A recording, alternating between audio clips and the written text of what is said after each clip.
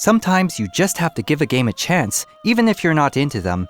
Welcome to The Initiative. We take a look at the newest PC games on the market to see how well they'll perform. Skullgirls is a 2D fighting game created by Lab Zero Games, formerly known as Reverge Labs. It had multiple publishers for different platforms and regions. Autumn Games, Konami, Marvelous AQL for the PC, Cyberfront for the Japanese release. An Indiegogo campaign was set up post-release after Autumn Games was hit with an unrelated lawsuit, thus tying up the funding for the creation of additional content. It's been out for consoles for at least a year. They had some trouble post-release, now it's on Steam. Let's take a look. Skullgirls is similar to Marvel vs. Capcom with its tag team-based gameplay. You choose between 1 to 3 characters, even though your opponent has a different amount. You still have the same health in any case. This allows the game to have a high variation to the gameplay and the matchups. The feeling of the controls largely depends on what you use, but the game supports everything: keyboard, controller, fight stick.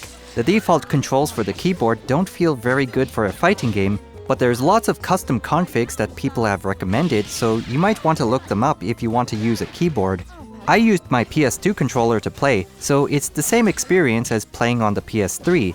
As a general rule though, fight sticks are the best for fighting games. The tutorials for the game are just amazing.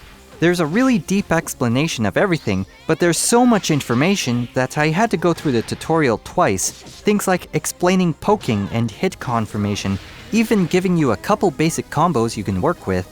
As a non-fighting game player, I don't actually know what features are good or bad, so I'm unable to talk about them. But from my experience with playing Skullgirls, I was able to get into this game very easily, more so than other fighting games in the past couple of decades.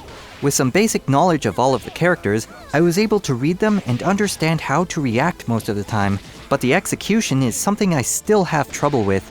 I memorized the special moves for one character, but I still have trouble doing these special moves on cue. Of course, this can be resolved with more practice.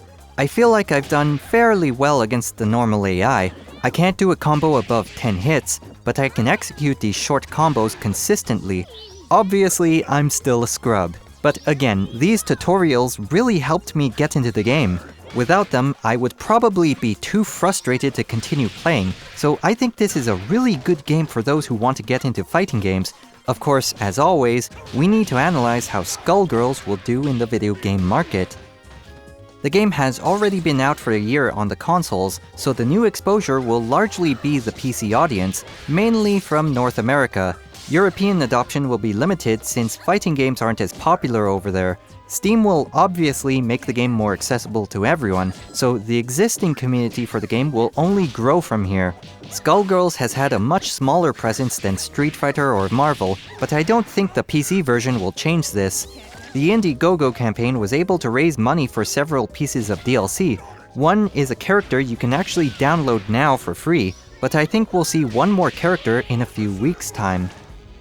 In the next few months, we'll see the rest of the DLC, at least 5 characters in total. We'll also see Skullgirls in Japanese arcades. The PS3 version of Skullgirls had actually sold very well in Japan, so more support will go in that direction. This means more Japanese players for Skullgirls, more high-level players for the game, and ultimately more fighting game events hosting Skullgirls. I highly doubt the PC version will be used for tournament play.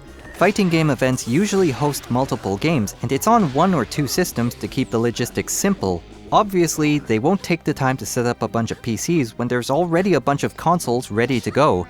The good news is, the game is exactly the same across all platforms, and the system requirements are small, so you can install this on a laptop, plug in a couple controllers or fight sticks, and play anywhere. This game is not going away anytime soon. At the last EVO event, there was a charity fundraiser to determine the final game to be added to the event. Skullgirls and Super Smash Bros. Melee was neck and neck for a while. Smash eventually won, but Skullgirls raised a substantial amount of money as well, so a side tournament was hosted for them.